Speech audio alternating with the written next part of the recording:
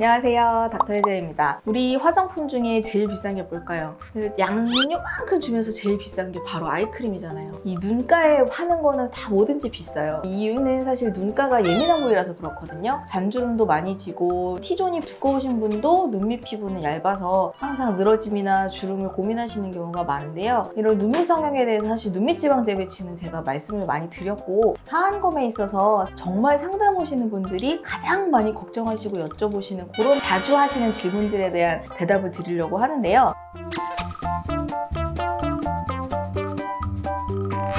최대한 발생을 예방해야 하는 그런 부작용에 대해서도 한번 알아보려고 해요. 눈밑이 이렇게 처지고 탄력이 없어져서 성형외과 가면 하안검 하세요 라는 말씀 많이 들으실 거예요. 그런데 이제 하안검은 아무래도 절개가 들어가고 그다음에 조금 부작용이 있다고 소문이 있다 보니까 좀 두려워하시는 분들이 많이 계시거든요. 하안검 수술 상담하러 오시는 분들 중에 꼭 여쭤보시는 질문이 정말 3개가 있어요. 자, 첫 번째, 하안검 하면 눈이 뒤집힌다던데요? 이건 너무 유명하죠. 두 번째, 하안검 하면 애교살이 완전 없어진다던데? 그리고 세 번째는 이건 어디서 나온 건지 잘 모르겠는데 하안검 평생에 한 번만 할 수 있다던데? 이렇게 여쭤보시는 게 정말 생각보다 너무 많으세요. 그래서 오늘 제가 여기에 대해서 속 시원히 대답을 드리려고 해요. 우리가 모든 수술이 처음에 시작해서 점점 그 기술이나 방식이 발전을 하게 되는데요. 처음에 뭐 1세대 하안검이라고 지칭을 할 수 있겠죠. 그런 경우에는 이 눈밑 지방 늘어진 거 그냥 싹 제거를 하고 피부도 그냥 자르고 이렇게 끝났어요. 이렇게 수술하는 경우에는 사실 지방량도 줄고 피부도 모자라면서 눈이 뒤집힐 확률이 높아져요. 그 다음에 조금 더 발전을 시켜서 2세대 하안검이라고 지칭할 수 있는 경우에는 지방을 이제 싹 뽑았더니 눈밑이 너무 퀭하고 꺼지더라. 그래서 골 있는 데다가 지방을 잘 재배치를 해서 펼치게 돼요. 이게 이제 뭐 굳이 얘기하면 2세대 하안검이라고 할 수 있겠죠. 근데 요즘에 이제 하안검을 수술을 하면서 의사들이나 환자분들이 지향하는 점은 애교살을 최대한 살리면서 피부를 잘라서가 아니고 늘어져 있는 근육을 자기 옛날 위치로 되돌려서 젊어 보이는 눈밑을 완성하는, 바로 그게 이제 우리 3세대 가장 최신 하안검의 지향점인데요. 2022년 지금 이 시점에 하안검을 하시는 분이라면 그런 옛날 방식이 아닌 내 애교살도 최대한 보존하고 안검 외반이 생길 수 있는 가능성까지 최대한 줄인 그런 방식으로 하안검 수술을 하시는 게 좋겠죠? 지방을 다 제거하는 게 아닌 지방을 최대한 살려서 재배치를 하고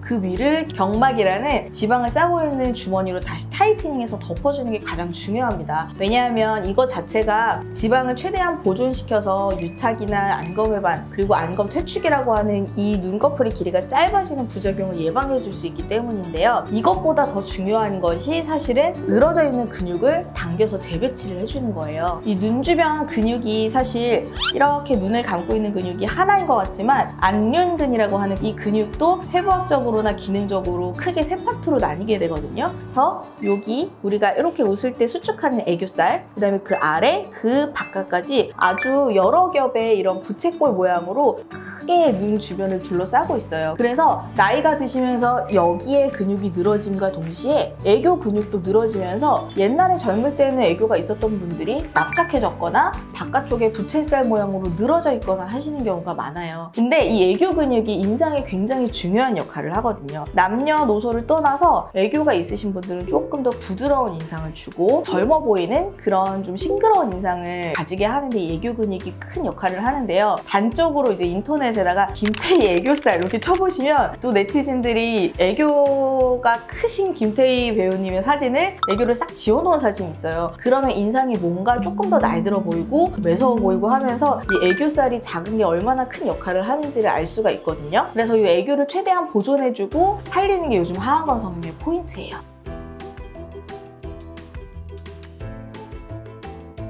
근데 이렇게 하기가 사실 쉽지는 않은 게 하안검 성형을 할 때 애교살 있는 부분에 피부를 최대한 근육이랑 잘 손상 없이 분리를 시키고 애교살 근육을 잘 보존한 다음에 그 아래서 근육층을 열고 지방 주머니로 가야 하거든요. 그리고 나서 이 근육을 제대로 된 위치에 다시 고정을 해줌으로써 애교살이 늘어져 있던 걸 이렇게 올려줄 수 있는 그런 근육 재배치도 같이 들어가야 우리가 원하는 애교살이 살아있는 수술 결과를 기대할 수가 있어요. 그래서 이런 식으로 고정하게 되면 늘어진 애교살을 우리가 밑에서 받쳐주는 효과도 있고 일부 모자라는 근육의 양을 중첩시켜서 말아주면서 애교가 아예 없으시던 분들도 어느 정도 만들어 드릴 수 있는 기회가 있기 때문에 하안검 수술을 할 때 이 근육의 위치를 가장 잘 잡는 게 중요하고요. 교과서에는 사실 이런 방법이 나와 있지 않아요. 왜냐하면 서양인들은 이 애교에 대한 컨셉이 별로 없거든요. 그래서 서양인들을 보면 웃을 때 모르겠는데 여기 애교가 발달해 있는 분들이 많이 없기 때문에 이 애교를 보존하는 컨셉에 대한 하안검 수술 방법이 교과서에 나와 있진 않아요. 그래서 이거는 정말 동양인에 최적화된 방법으로 우리나라 성형외과 선생님들이 정말 항상 노력하고 수술 방법을 어떻게 하면 더 좋게 할까 이렇게 해서 나온 여러 가지 논문들을 제가 찾아보고 또 수술을 하면서 저만의 방법으로 만들어낸 거거든요. 결론부터 말하면 애교는 살릴 수 있다. 원래 가지고 있는 양에 따라서 약간의 편차가 있긴 하지만 하안검 수술을 한다고 옛날처럼 눈밑이 납작해지진 않는다. 이게 결론입니다. 두 번째는 바로바로 그 유명한 안검 외반. 자, 하안검 수술을 하면 안검 외반이 생긴다더라 하시는데 생각보다 이 안검 외반으로 고생하시는 분들이 주변에 계시더라고요. 안검 외반이라고 하는 건 이제 쉽게 말해서 안구랑 딱 붙어 있어야 되는 요 아래 눈꺼풀이 이렇게 떨어지면서 뒤집어지는 거예요. 가장 흔한 원인은 여기에 피부 부족. 피부 부족의 이유는 욕심을 내서 피부를 팽팽하게 하려다가 피부를 너무 많이 자른 경우가 되겠거든요. 두 번째는 제가 눈 수술할 때 그렇게 피가 나면 안 된다, 한 달 동안 조심하셔라 하시는 이유는 여기에서 정말 큰 혈관이 수술하고 나서 터져가지고 혈종이라고 하는 피떡이 보여있을 때 그 주변으로 유착이 엄청 많이 생겨요. 그렇게 되면 겉에 있는 피부가 부족하지 않아도 안쪽에서 유착이 생겨서 겉에 피부를 이렇게 당겨 내려오는 경우도 있거든요. 그래서 피부를 너무 많이 잘랐을 때, 두 번째는 막 피가 많이 나서 혈종이 생겼을 때 이렇게 볼 수가 있겠고, 세 번째는 정말로 수술을 하면 눈이 많이 당겨 내려오고 뒤집어질 것 같은 눈이 있어요. 나이 드신 분들 중에 이렇게 당겨봤을 때 여기가 정말 심하게 늘어나 계시는 분들이 계시거든요. 눈꺼풀 자체가 늘어나고 탄력이 없으신 분들이 계세요. 여기에다가 적어도 외양각 고정이라든지 아니면 근육을 걸어서 뒤집어지는 걸 방지해주지 않는 경우에는 피부의 양과 상관없이 이거 자체가 너무 느슨해져서 뒤집히는 경우가 있거든요. 근데 이런 거는 수술 전에 간단한 저희가 테스트를 통해서 파악을 하고 필요한 경우에는 정말 눈꼬리를 걸어드리거나 아니면 정말 심하신 분들은 아래 눈꺼풀의 길이를 조금 짧게 타이트닝 시켜드리는 경우도 있어요. 수술 전에 이런 거를 미리 파악하는 게 중요하다.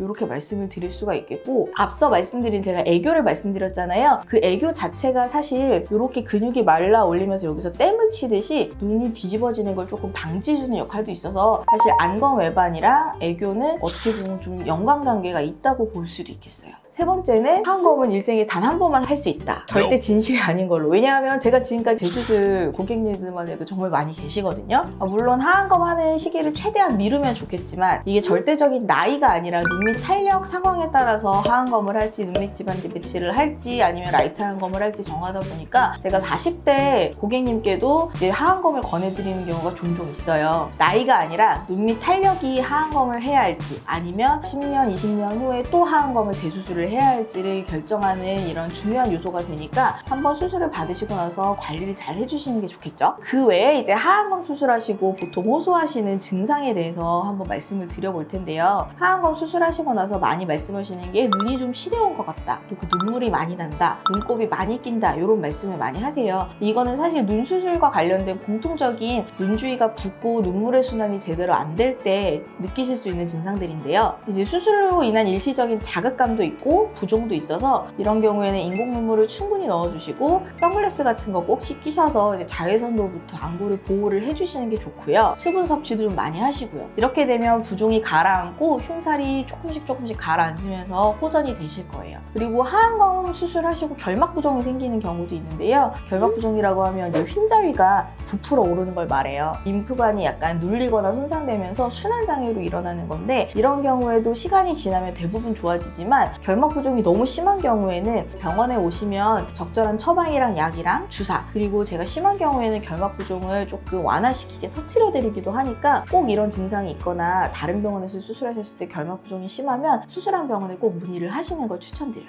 하안검에 관심 있으신 분들이 많이 보셨을 텐데 제가 너무 부정적인 말씀만 드린 것 같아서 약간 걱정이 되기도 해요. 사실 하안검뿐만 아니라 모든 의료인이 시술하는 시술이나 수술은 그에 따른 부작용이 있을 수밖에 없거든요. 부작용이 전혀 없는 수술은 존재하진 않지만 의사로서 그런 부작용이나 합병증이 일어나지 않도록 꾸준히 연구하고 노력하는 게 제가 최선을 다할 수 있는 길이라고 생각을 해서 끊임없이 연구하고 공부하도록 하겠습니다. 오늘 이 영상이 도움이 되셨다면 구독과 좋아요를 눌러주세요.